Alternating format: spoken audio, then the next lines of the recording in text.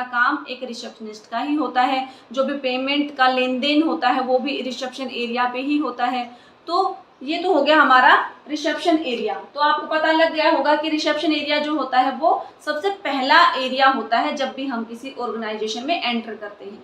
सबसे पहला इंटरेक्शन, सबसे पहला हमारा जो सामना होता है वो रिसेप्शन पे ही होता है। अब हम बात करेंगे क्वालिटीज ऑफ रिसेप्शनिस्ट। एक रिसेप्शनिस्ट के अंदर क्या क्या क्वालिटीज होनी चाहिए, उसके अंदर क्या क्या गुण होने चाहिए, उसको किन किन बातों का पता होना चाहिए। तो सबसे पहले हम बात करें कि जो रिसेप्शनिस्ट होती है वो सबसे पहले हमारी मुलाकात उसी से होती है। तो first impression is the last impression. तो उसका जो नेचर है, उसका जो फ्रेंडली होना चाहिए नेचर, बिल्कुल दूसरों से बात करें तो सामने वाले को ये फील ना हो कि हम पहली बार मिल रहे हैं, उससे आप बिल्कुल फ्रेंडली तरीके से बात करेंगे। दूसरा, क्लाइंट के साथ स्माइल के साथ पेश आए, उसको गुड मॉर्निंग, गुड आफ्टरनून या गुड इवनिंग जो भी टाइम आप उसको विश करें। ठीक है, आप उससे जो है कस्टमर की जो भी क्वेरीज होती हैं उसको हैंडल करना आना चाहिए। ठीक है, उसके बाद उसकी जो स्किल होती है, कम्युनिकेशन स्किल्स, वो अच्छी होनी चाहिए। ठीक है, बोलने की उसके अंदर मैनर अच्छे होने चाहिए। दूसरा, रिस्पॉन्सिबिलिटी को उसको समझना चाहिए, जो भी उसकी जिम्मेदारियां हैं उसको अच्छी तरह से समझ आनी चाहिए। तो जो एक रिसेप्शनिस्ट होती है, क्योंकि उसके ऊपर भी बहुत डिपेंड करता है बहुत सारी बातें कि हमारा जो भी हम जिस भी ऑर्गेनाइजेशन में काम करते हैं, क्योंकि डीलिंग जो है रिसेप्शनिस्ट से ही होती है सबसे पहले। ठीक है, तो जैसा वो बिहेवियर करेगी, क्लाइंट का बिहेवियर हमारे काम के प्रति वैसा ही बनेगा। ठीक है, तो उसके अंदर ये सभी क्वालिटी होनी चाहिए। नेक्स्ट आता है रिसेप्शनिस्ट की रिस्पॉन्सिबिलिटीज क्या क्या होती हैं। ठीक है, क्या क्या उसकी जिम्मेदारियां होती हैं। सबसे पहला, रिसेप्शन एरिया पे जो फोन कॉल्स आती हैं उनको हैंडल करना। क्लाइंट की जो भी क्वेरीज होती हैं, जो भी उसके सवाल होते हैं उनको हैंडल करना आना चाहिए। ठीक है, रिसेप्शन एरिया पे कोई भी फोन कॉल्स जो आती हैं उनको हैंडल करें, और जो है आपने जो भी क्लाइंट होते हैं उनसे अच्छी तरीके से बातचीत करना आना चाहिए। ठीक है, जो है फ्रेंडली नेचर होना चाहिए उसका। ठीक है, अगर सैलून के अंदर अगर कोई किसी और को भी काम है और रिसेप्शनिस्ट पे कोई काम नहीं है उसके पास, तो वो उनकी हेल्प कर सकती है। ठीक है, अपॉइंटमेंट को जैसे कंफर्म करके रखना चाहिए उसको। ये ना हो कि आज की अपॉइंटमेंट हो 2 बजे की और हम किसी और को टाइम दे दें और वो 2 बजे आए तो वो कहें कि हमने तो जी आज का 2 बजे का टाइम दिया था। तो उसको अपनी रिस्पॉन्सिबिलिटी, पूरा जिम्मेदार होना चाहिए अपने काम के प्रति कि फ़ोन कॉल्स कब उसने अटेंड की, किस टाइम उसने अपॉइंटमेंट ली, उसके पूरा रिकॉर्ड कार्ड उसके पास होना चाहिए। और डे टू डे जो भी मतलब पर डे जो भी उसके पास क्वेरीज आती हैं, जो सवाल आते हैं, उनको हैंडल करना आना चाहिए। ये ना हो कि वो कंफ्यूज हो जाए और वो कहे कि मुझे तो नहीं पता। अगर उसको नहीं भी पता किसी चीज़ का, तो वो अपने क्लाइंट को वेट करने के लिए बोले कि आप थोड़ी देर में बैठिए, हम आपको बताते हैं। वो अपने सीनियर से सलाह करके उनसे जवाब लेके आप उनको बता सकते हैं। ठीक है, तो कभी भी घबराना नहीं चाहिए, अपने काम के प्रति फुल कॉन्फिडेंस उसके अंदर होना चाहिए क्लाइंट के साथ डील करने के लिए। ठीक है, तो ये सभी उसकी जिम्मेदारियां होती हैं। उसके बाद आता है पर्सनल ग्रूमिंग। ग्रूमिंग का क्या मतलब होता है? ग्रूमिंग का मतलब होता है अपने आप को हम कैसे मैनेज करके रखते हैं, अपनी पर्सनैलिटी को, हमारा जो है वे ऑफ टॉकिंग, ठीक है, वे ऑफ हमारी जो वियरिंग, कैसे हम कपड़े पहनते हैं, कैसे हम बोलते हैं, कैसे हम चलते हैं, कैसे हम दूसरों के साथ बिहेवियर करते हैं। तो हमारा वो पर्सनल ग्रूमिंग के अंदर सारा आता है कि हम हेयर्स कैसे हम सेट करके आते हैं, एक एक चीज़ ग्रूमिंग के अंदर ऑल ओवर हमारी पर्सनैलिटी, हमारी पूरी बॉडी कैसे हम मेंटेन दूसरों के सामने प्रेजेंट करते हैं, तो वो ग्रूमिंग होता है। तो एक जो रिसेप्शन पे जो भी मेंबर होता है उसको अपने आप को अपडेट करके रखना चाहिए, क्योंकि सबसे पहली मुलाकात उसी की होती है सभी से। ठीक है, जितना अच्छा इंप्रेशन एक रिसेप्शनिस्ट का पड़ेगा तो क्लाइंट उतने ही ज़्यादा इम्प्रेस होंगे। तो उसको जो है उसकी जो इमेज है वो पॉजिटिव होनी चाहिए।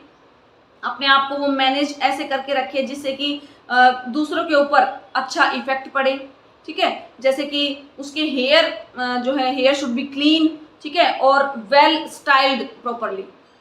जो हेयर है बिल्कुल क्लीन होने चाहिए, वेल स्टाइल्ड होने चाहिए, प्रॉपर स्टाइल में होने चाहिए, जो भी प्रोफेशन है उसका, ठीक है, उसके अकॉर्डिंग। ठीक है। दूसरा नेल स्किन हो गया, हमारे टिथ हो गए, वो बिल्कुल क्लीन होने चाहिए। ऐसा ना हो कि नेल्स हमारे बड़े हुए हैं लेकिन उनके अंदर जो है गंदगी भरी हुई है, या नेल बहुत ज़्यादा बड़े हैं, उनके ऊपर नेल पेंट आपने नहीं लगा रखी। तो ये छोटी छोटी चीज़ें हैं जिससे बहुत इफेक्ट पड़ता है। स्किन आपकी बिल्कुल क्लीन होनी चाहिए, ठीक है। और आपके जो कपड़े हैं, wear neat and clean cloth, बिल्कुल साफ सुथरे आप ड्रेस पहन के रखें, आयरन करके जो है प्रेस करके आप अपने कपड़ों को पहने, ठीक है। वियर नेचुरल मेकअप, ऐसा ना हो कि रिसेप्शन में है तो बहुत ज़्यादा आप मेकअप लगा के बैठेंगे, है ना। तो नेचुरल होना चाहिए, वो आपको ओड भी लगना नहीं चाहिए, ज़्यादा अजीब सा भी ना लगे, जिससे कि नेचुरल लुक आए, तो दूसरों के ऊपर ठीक से प्रभाव पड़े। अवॉइड टू मच ज्वेलरी, कभी भी आप बहुत ज़्यादा ज्वेलरी ना डालें, क्योंकि आप प्रोफेशनली जगह पे काम कर रहे हैं। किसी जो है आपको वहाँ पे मॉडलिंग नहीं करनी, या फिर आपको फैशन शो नहीं दिखाना, ठीक है। आप अपने आप को बी नेचुरल, बी एक प्रोफेशनल एक कैंडिडेट की तरह वहाँ पे प्रेजेंट करेंगे। तो बहुत ज़्यादा ज्वेलरी ना पहने, हल्के हल्के आप इयरिंग डाल सकते हैं, छोटे छोटे, ठीक है। गले में चेन भी डालें तो आप एक छोटी सी चेन, पतली सी चेन डाल सकते हैं, एक रिंग डाल सकते हैं, एक वॉच डाल सकते हैं, लेकिन ज़्यादा ज्वेलरी ना पहने, ठीक है। वियर क्लीन फुटवेयर, जो भी आपने पैरों के अंदर जो भी फुटवेयर डाल रखे हैं वो क्लीन होने चाहिए। ऐसे ना हो कि बहुत ज़्यादा आवाज़ करते हैं, कई बार ऐसे फुटवेयर डाल लेते हैं लोग, चलते हैं तो टक टक टक ऐसे आवाज़ आती है। तो बिल्कुल अच्छी क्वालिटी के होने चाहिए, चलते टाइम आवाज़ ना करें, क्योंकि बहुत ज़्यादा वो मतलब एम्बेरेसिंग फील बहुत ज़्यादा होता है इससे ना। कई बार जैसे क्लाइंट शांति से बैठे हैं रिसेप्शन एरिया पे, और हम जब रिसेप्शन चलती है तो एकदम से ध्यान जाता है वहाँ पे, टक टक टक टक। फुटवेयर ऐसे पहने जो कंफर्टेबल हो, ज़्यादा आवाज़ ना करें, ठीक है, और मतलब आपकी पर्सनैलिटी को सूट करते हुए होने चाहिए। तो उसके बाद आता है हमारा क्लाइंट केयर के अंदर कि how to book appointment. Appointment को कैसे बुक करें, किन किन बातों का ध्यान रखें, क्योंकि सैलून के अंदर जो एक रिसेप्शनिस्ट होती है उसका मेन काम होता है फ़ोन कॉल्स को अटेंड करना, उसके अकॉर्डिंग फ़ोन कॉल्स के अकॉर्डिंग किसी की अपॉइंटमेंट है तो उसका रिकॉर्ड कार्ड बना के रखना, ठीक है। उसकी सारी की सारी डिटेल रखना अपने पास, कैश बुक जो होती है उसको संभाल के रखना, जो भी रिकॉर्ड होता है हमारे टेबल पे उसको मेंटेन करके रखना, ठीक है। सारा का सारा रिकॉर्ड जो होता है वो सारा उसका मेंटेन होना चाहिए, बिहेवियर उसका दूसरों के प्रति अच्छा होना चाहिए, ठीक है। तो इससे जो है अपॉइंटमेंट के समय जो भी वो टाइम जो देते हैं क्लाइंट, वो आपको टाइम एग्जैक्ट लिखना चाहिए रिकॉर्ड कार्ड में, ठीक है। किस टाइम वो आएंगे, किस सर्विस के लिए वो आएंगे, तो उनसे आप क्वेश्चन पूछ के वो सारे आप रिकॉर्ड कार्ड के अंदर फिल करें, ताकि जब वो अपॉइंटमेंट के लिए आए आप तुरंत उसकी डिटेल देख के चेक कर सकें, ठीक है। नेक्स्ट आता है हमारा how to maintain record card. अब रिकॉर्ड कार्ड जब हम बनाते हैं क्लाइंट का तो कैसे मेंटेन करेंगे, उसके अंदर क्या क्या डिटेल्स होती हैं, ठीक है, कौन कौन सी जानकारी हमें फिल कर रखने चाहिए। ज़्यादातर जो सैलून होते हैं वो क्या करते हैं कि जो भी वो रिकॉर्ड कार्ड रखते हैं उनकी एक हार्ड कॉपी जो है यूज़ कर लेते हैं, ठीक है, रिकॉर्ड के लिए। जैसे कि मान लो एक कस्टमर को भी दे सकते हैं, या फिर एक जो फोटो कॉपी लगा के हार्ड कॉपी वो हम अपनी फाइल में लगा सकते हैं।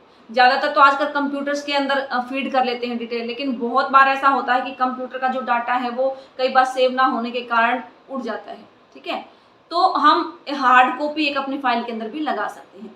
दूसरा जो रिकॉर्ड कार्ड होता है उसके अंदर क्लाइंट की पूरी डिटेल होती है, जैसे कि उसका नेम, उसका फ़ोन नंबर, ठीक है, उसका एड्रेस, किस सर्विस के लिए वो आया है, कौन सी उसने सर्विस ली है, कौन से प्रोडक्ट उसने यूज़ किए हैं, मतलब जो भी उसने ट्रीटमेंट लिया उसके अंदर कौन से प्रोडक्ट उसने यूज़ करवाए हैं, ठीक है। उसकी डिटेल, पहले आपने कहीं से कोई ट्रीटमेंट लिया हो, उसके कोई कॉन्ट्राइंडिकेशन हो, ठीक है, वो सारी की सारी डिटेल हम जो है डाटा किसके अंदर फिल करते हैं, रिकॉर्ड कार्ड के अंदर फिल करते हैं, ठीक है। रिकॉर्ड कार्ड के अंदर रिकॉर्ड कार्ड से क्या बेनिफिट होता है कि क्लाइंट की सारी हिस्ट्री हमें पता लग जाती है, ठीक है, कि उसको कोई कॉन्ट्राइंडिकेशन तो नहीं है, उसके फ़ोन नंबर्स क्या हैं, ताकि हम दूसरी बार जब उससे कॉन्टैक्ट करें तो हम कोई भी, जैसे सैलून के अंदर कोई ऑफर निकलता है ऐसा, तो हम फ़ोन कॉल करके उसको बता सकें कि आपने हमारे यहाँ से पहले भी सर्विस ली थी और हमारे यहाँ पे ये ऑफर है, तो आप क्या दोबारा आना चाहेंगे, ठीक है। तो इसलिए रिकॉर्ड कार्ड को मेंटेन हम करते हैं। तो सारी डिटेल उसके अंदर मेंटेन होती है। नेक्स्ट आता है कॉल्स को कैसे डील करें। जब क्लाइंट की कॉल आती है एक रिसेप्शनिस्ट के पास, तो कॉल को कैसे अटेंड करें, क्योंकि सैलून के अंदर जो है एक रिसेप्शनिस्ट जो होती है उसको जब भी फ़ोन कॉल्स आए तो उसको पोलाइटली दूसरे से बिहेव करना चाहिए। उसको सबसे पहले विश करना चाहिए, गुड मॉर्निंग, गुड आफ्टरनून, ठीक है। विश करने के बाद उससे जो है आप उसके बारे में पूछ सकते हैं कि फ्रेंडली तरीके से, नेचर आपका फ्रेंडली होना चाहिए कि किस सर्विस के लिए आपने कॉल की है, वो सारी की सारी डिटेल हम पूछेंगे, ठीक है। और उसके बाद जो उसकी बातों को ध्यान से सुने, जो भी कॉल्स आती है क्लाइंट की उसकी बातों को ध्यानपूर्वक सुनेंगे कि उसको कौन सा ट्रीटमेंट लेना है, कौन सा उसको जो है कौन सी सर्विस लेनी है, तो ध्यानपूर्वक सुन के ही जो है आप रिकॉर्ड कार्ड के अंदर जो है उसकी सारी डिटेल फिल करेंगे। और आपका जो एटीट्यूड है वो पॉजिटिव होना चाहिए, ठीक है, क्योंकि आपका असर बहुत ज़्यादा क्लाइंट के ऊपर पड़ता है, नेगेटिव हो पॉजिटिव कुछ भी हो। उसके बाद आता है स्केड्यूल एंड अपॉइंटमेंट। अपॉइंटमेंट का क्या मतलब, क्या स्केड्यूल होता है, क्या आपको अपना क्या क्या चीज़ें आपको पता होनी चाहिए। सबसे पहले तो आप अपॉइंटमेंट आप जब लें किसी की, तो आपको उसका नाम, कस्टमर का उसका फ़ोन नंबर, उसकी सारी डिटेल जो है आपको पता होनी चाहिए, पूछ लें और आप रिकॉर्ड कार्ड के अंदर उसको फिल कर सकते हैं, ठीक है। सारी की सारी जो डिटेल क्लाइंट से ली है वो एक्यूरेट होना चाहिए कि जो भी आपने डिटेल लिखी है उसको एक बार फिर से रिपीट कर दें क्लाइंट के साथ कि आपका नाम ये है, आपका फ़ोन नंबर ये है, आपका एड्रेस ये है, ताकि कोई गलती की गुंजाइश ना बचे, ठीक है। जो भी ऑफर सैलून में चल रहे होते हैं वो आपको क्लाइंट को बताना चाहिए कि फिलहाल ये ऑफर है, कल आएंगे तो आपको ये ऑफर नहीं मिलेगा, अगर आज आप आते हैं तो आपको ये ऑफर इतने रुपए में आपको मिल जाएगा, ठीक है। जो भी वो सर्विस लेने आएगा उस सर्विस के अंदर कितना टाइम लगेगा उसको वो क्लाइंट को पहले ही बता दे कि आप मैनिक्योर सर्विस लेने आएंगे तो इसके अंदर आपका हाफ एन आवर लगेगा, ठीक है। आपको ज़्यादा भी टाइम लग सकता है तो आप उस हिसाब से टाइम निकाल के आएँ, ठीक है। तो ये सारी चीज़ें आप अपॉइंटमेंट के टाइम पे क्लियर कर दें। नेक्स्ट आता है guideline to handle the client. Client को हैंडल जब एक रिसेप्शनिस्ट करती है तो क्या क्या उसको पता होना चाहिए, क्या क्या गाइडलाइन होती हैं, किन किन बातों का सब ध्यान रखना चाहिए, क्योंकि एक जो रिसेप्शनिस्ट होती है उसको सभी से कम्युनिकेशन करना पड़ता है, सबसे बातचीत करनी पड़ती है, तो उसकी एक जो स्पीकिंग अच्छी होनी चाहिए, उसकी बॉडी लैंग्वेज अच्छी होनी चाहिए, किस तरीके से वो बात करता है, उसका बिहेवियर अच्छा होना चाहिए, उसको बात करने का तरीका आना चाहिए, ठीक है। और उसको सभी प्रोडक्ट और सभी सर्विस के बारे में जानकारी होनी चाहिए, तभी वो क्लाइंट को अच्छी जानकारी दे पाएगा। तो कुछ गाइडलाइन का पालन हमें करना चाहिए सैलून के अंदर जब भी कोई क्लाइंट आता है हमारा, ठीक है। तो सबसे पहले तो जो भी क्लाइंट आए उससे ग्रीटिंग के साथ, स्माइल के साथ वेलकम करें, उससे जो है विश करेंगे, गुड मॉर्निंग, गुड आफ्टरनून। उसके बाद उससे जो है पूछेंगे कि भाई आपको क्या सर्विस लेनी है, अच्छी तरह से उसको बिठाएंगे, चाय पानी के लिए पूछेंगे उससे, ठीक है। और अगर सर्विस लेने में टाइम लगता है, उसको वेट करना पड़ता है, तो आप उसको वेटिंग एरिया में बैठा सकते हैं। वेटिंग एरिया के अंदर आपके कोई मैगजीन, न्यूज़पेपर अवेलेबल होना चाहिए ताकि क्लाइंट बोर ना हो, ठीक है। उससे आप चाय कॉफ़ी के लिए पूछ सकते हैं। अगर सर्विस में लेट हो रहा है तो उसको सॉरी बोलें। अगर आपने अपॉइंटमेंट उसको जल्दी दे दी और जो है वो टाइम से आ गया लेकिन आप लेट पहुंचे, तो आप कोई बहाना ना लगाएं, आप उससे सॉरी फील करें कि जी मैं गलती होगी, मैं लेट हूँ, आगे से ऐसी गलती नहीं होगी, ठीक है। हर एक सर्विस के जो रेट हैं वो अपडेट होने चाहिए, जो ऑफर है वो डिस्प्ले होने चाहिए। जैसे मान लो आज का जो ऑफर है वो आप नोटिस बोर्ड के ऊपर लगा सकते हैं कि आज के ये ऑफर है। अगर कल कोई अपडेट होती है इन्फॉर्मेशन तो आप नोटिस बोर्ड के ऊपर उसको अपडेट कर सकते हैं, ठीक है। तो ये तो था हमारा जो है लेवल 4 का यूनिट 3 का फर्स्ट लेसन। अब हम करेंगे जो है यूनिट 3 का सेकेंड लेसन, ठीक है। सेकेंड लेसन जो है वो हमारा मेंटेन द रिसेप्शन एरिया। तो ये पार्ट 2 के अंदर आ जाएगा। पार्ट 1 में हमारा फर्स्ट लेसन आ गया यूनिट 3 का क्लाइंट केयर, और अब हम करेंगे सेकंड पार्ट के अंदर सेकंड लेसन आ जाएगा, कौन सा, रिसेप्शन जो है मेंटेन द रिसेप्शन एरिया। तो अब हम बात करते हैं जो सेकंड पार्ट हमारा यूनिट 3 का सेशन नंबर 2 जो कि है हमारा मेंटेन द रिसेप्शन एरिया, ठीक है। रिसेप्शन एरिया को हम कैसे मेंटेन करेंगे, तो सबसे पहले तो हम बात करते हैं कि हाउ टू मेंटेन।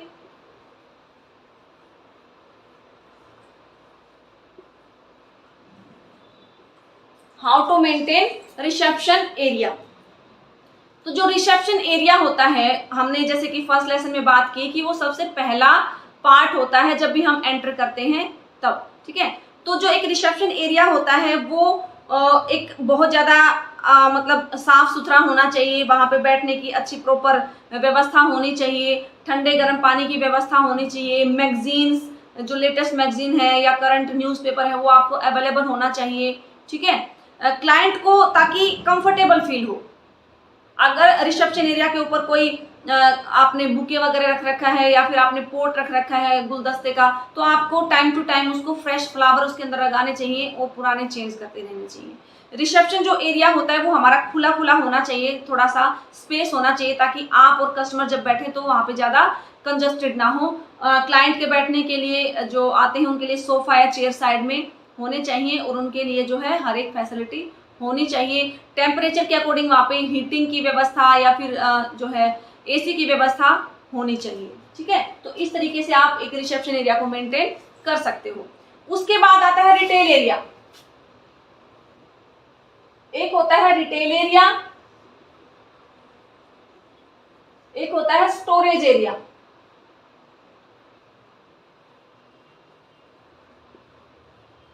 ठीक है, तो जो रिटेल एरिया होता है वो क्या होता है कि रिटेल एरिया के अंदर प्रोडक्ट्स को शो करने का सबसे अच्छा तरीका होता है। जैसे कि रिटेल एक हमारी ट्रेड भी है, जैसे कि ब्यूटी एंड वेलनेस है, पेशेंट केयर असिस्टेंट है, ऐसे ही रिटेल भी एक ट्रेड होती है।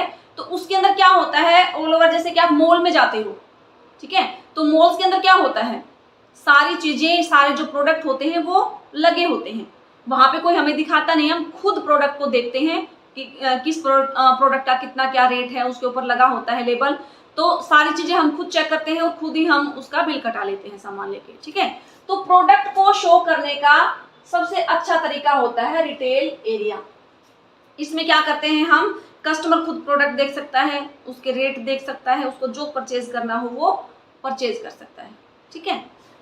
नेक्स्ट आता है स्टोरेज एरिया। स्टोरेज एरिया क्या होता है कि यहाँ पर सभी फाइलें, प्रोडक्ट, सारा रिकॉर्ड, जो फाइल्स वगैरह होती है वो प्रॉपरली यहाँ पे स्टोर करके रखा जाता है, संभाल के रखा जाता है यहाँ पे, ठीक है, ताकि कभी भी कोई रिकॉर्ड देखने में आपको दिक्कत ना आए। कोई प्रोडक्ट वगैरह आपको लेने हैं तो वहाँ पे लगा होना चाहिए, जो भी हमने बना रखा है, जो भी हमारा स्टोर रूम है या स्टोरेज एरिया जो है, वहाँ पे हर एक प्रोडक्ट को आपको मेंशन करके रखना चाहिए कि यहाँ पे इस बॉक्स के अंदर ये प्रोडक्ट है, इसके अंदर ये प्रोडक्ट है, ताकि आपको कोई भी चीज़ चाहिए तो आप कंफ्यूज ना, आपको ढूंढना ना पड़े, ठीक है।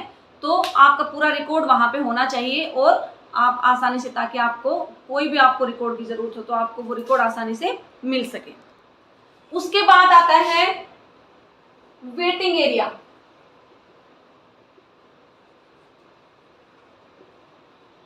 तो जो एक रिसेप्शन एरिया जो होता है उसके अंदर एक वेटिंग एरिया भी होता है या होना चाहिए। तो वेटिंग एरिया क्या होता है, सभी को पता है कि ऐसा एरिया जहाँ पे हम बैठ के वेट करते हैं, ठीक है, ये सब जगह होता है। तो वेटिंग एरिया के अंदर चेयर, टेबल, सोफा जो भी होने चाहिए, उस स्पेस अच्छा होना चाहिए। वहाँ पे आपको मैगजीन्स की व्यवस्था होनी चाहिए, क्लाइंट के लिए न्यूज़पेपर की व्यवस्था होना चाहिए, ठीक है। टेम्परेचर के अकॉर्डिंग, गर्मी सर्दी के अकॉर्डिंग एसी की व्यवस्था, हीटर की व्यवस्था होनी चाहिए, ठीक है। जो भी वहाँ पे टेबल है, चेयर है, वो बिल्कुल क्लीन होनी चाहिए, ठीक है। जो भी इक्विपमेंट हम यूज़ करते हैं, फैन की व्यवस्था होनी चाहिए, लाइट की व्यवस्था होनी चाहिए, ठीक। तो वेटिंग एरिया ऐसा होना चाहिए जहाँ पे क्लाइंट बैठ के कंफर्टेबल फील करे, ठीक है, उसको ये ना लगे कि मैं गलत जगह पे आ गया, उसको कंफर्टेबल फील हो जब वो वेटिंग एरिया में बैठे, ठीक है। तो ये हो गया हमारा यूनिट 3 का सेशन 2। इसके अंदर सिर्फ था हमारा कि रिसेप्शन एरिया को कैसे मेंटेन करेंगे, क्या क्या क्वालिटी होनी चाहिए रिसेप्शन एरिया के अंदर, वो हमने पढ़ी कि कैसे हम मेंटेन करते हैं। रिटेल एरिया क्या होता है, स्टोरेज एरिया क्या होता है, वेटिंग एरिया क्या होता है। अब हम बात करेंगे यूनिट 3 का थर्ड लेसन जो है हमारा प्रोसेस पेमेंट, ठीक है।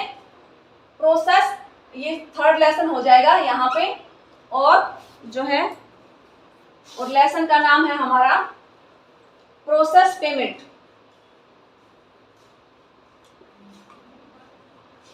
कि पेमेंट की प्रोसेस हम कैसे करते हैं, क्योंकि पैसे का भी लेन देन होगा रिसेप्शन एरिया का पे, तो हमें क्या क्या चीज़ें मेंटेन करनी पड़ेगी, किन किन बातों का हमें ध्यान रखना चाहिए।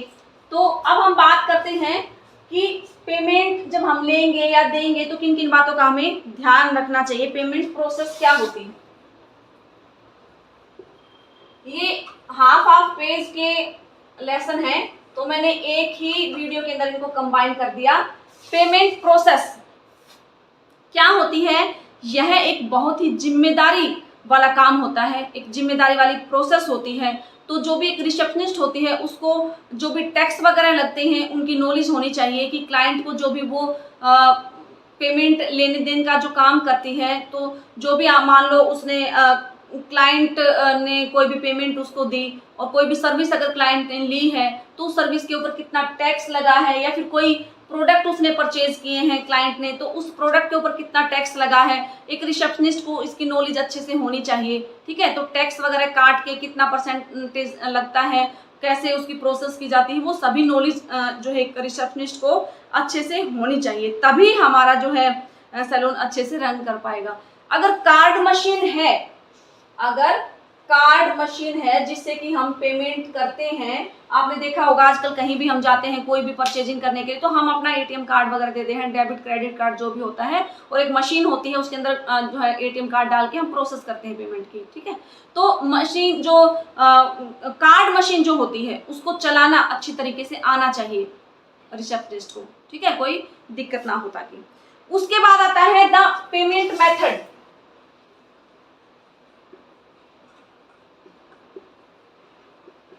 पेमेंट मेथड, किन किन मेथड से हम पेमेंट कर सकते हैं। जरूरी तो नहीं हर कोई कैश लेके जाए, आजकल तो कोरोना टाइम में तो कोई कैश दे के भी खुश नहीं होता, या तो वो ऑनलाइन पेमेंट कर देते हैं, गूगल पे से कर देते हैं, फोन पे से कर देते हैं, है ना, नेट बैंकिंग से कर देते हैं, या फिर क्रेडिट या डेबिट कार्ड से मशीन से कटवा देते हैं। तो बहुत सारे मेथड होते हैं पेमेंट के, जैसे कि हमारा सबसे पहला डेबिट कार्ड। डेबिट कार्ड से हम पेमेंट कर सकते हैं। दूसरा क्रेडिट कार्ड अगर किसी के पास है तो क्रेडिट कार्ड से भी हम पेमेंट कर सकते हैं। ठीक है। तीसरा अगर कोई फोन पे हो उससे भी पेमेंट कर सकते हैं। गूगल पे हो उससे भी हम पेमेंट कर सकते हैं। ठीक है, या फिर कोई गिफ्ट वाउचर हो, कई बार क्या होता है कि वाउचर मिल जाते हैं, जैसे कि अमेजोन फ्लिपकार्ट पे आपने देखा होगा, शॉपिंग की होगी तो आपको पता होगा कई बार वहां पे जैसे 100 रुपए का 200 रुपए का गिफ्ट वाउचर मिल जाता है, तो आप उनको एक तरह से जो है डिस्काउंट के लिए यूज कर सकते हैं। ठीक है, अब बात करते हैं हम कि कैश बुक को कैसे मेंटेन करें।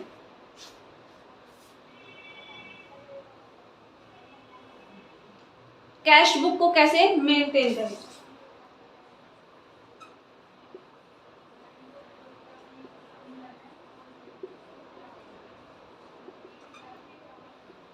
कैश बुक क्या होती है कि जिसके अंदर हम पूरा रिकॉर्ड रखते हैं कि कितने पैसे आए, कितने गए, ठीक है, कितना बैलेंस बचा है, वो सारा रिकॉर्ड हम कैश बुक के अंदर रखते हैं। तो जो भी हमारा इनवॉइस नंबर वगैरह होता है वो आप प्रॉपरली कैश बुक के अंदर लिखा होना चाहिए।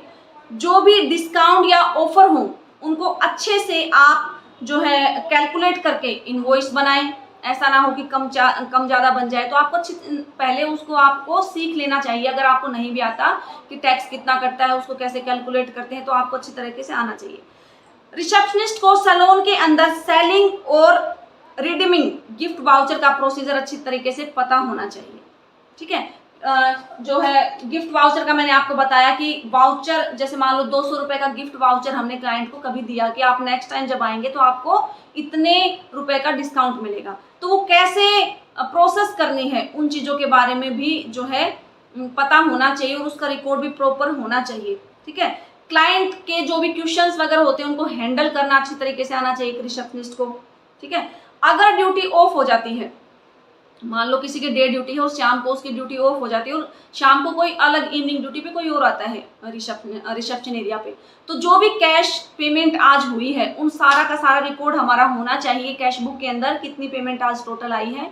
ठीक है, तो वो आप उसको संभला के उसको पूरा हैंड ओवर करके कैलकुलेशन करके दे के फिर आप अपनी ड्यूटी से ऑफ करें, ताकि जो भी आप नेक्स्ट ड्यूटी पे आए उसको समझने में आसानी हो। ठीक है, तो ये थे हमारे 3 लेसन, छोटे छोटे लेसन थे। हमारा पहला था जो है हमारा क्लाइंट केयर, ठीक है, दूसरा था कि रिसेप्शन एरिया को कैसे मेंटेन करें, और थर्ड था हमारा कि पेमेंट की प्रोसेस कैसे करेंगे, कि पेमेंट की प्रोसेस किन किन तरीकों से हो सकती है, क्यों जरूरी होती है, कैश बुक को कैसे मेंटेन करते हैं। ठीक है, तो ये सभी हमारे 3 पार्ट के अंदर हमारा जो है ये पूरी वीडियो के अंदर तीनों लेसन हमारे आगे जो है +2 क्लास के 3rd यूनिट के 3 लेसन एक ही वीडियो के अंदर कवर हो गए।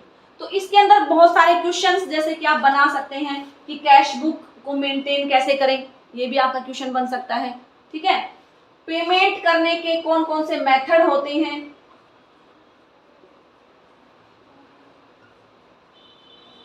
पेमेंट के मेथड कौन कौन से होते हैं, ये भी आपका क्वेश्चन बन सकता है। ठीक है, नेक्स्ट आप बात कर सकते हैं रिसेप्शन एरिया कैसा होना चाहिए।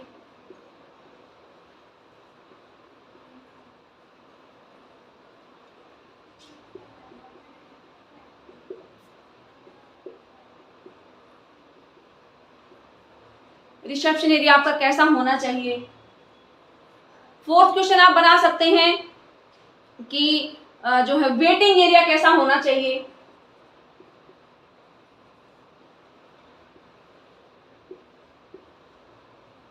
ठीक है, 5th क्वेश्चन आप बना सकते हैं कि जो है रिटेल एरिया क्या होता है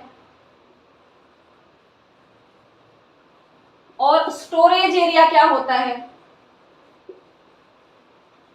तो इस टाइप से बहुत क्वेश्चन आप बना सकते हैं, क्योंकि छोटे छोटे लेसन हैं और इनमें से आपके 2, 3, 5 नंबर के जितने आप क्वेश्चन चाहें आप बना सकते हैं। तो ये हमारा जो है था लेवल 4 का यूनिट 3rd जो हमारी कंप्लीट हो गई है। और वैसे तो पूरा सिलेबस लेवल 4 का और 9th का कवर हो चुका है, तो जिसको जो भी वीडियो देखनी हो, जो भी शेयर करनी हो, आप अपने स्टूडेंट को शेयर कर सकते हैं।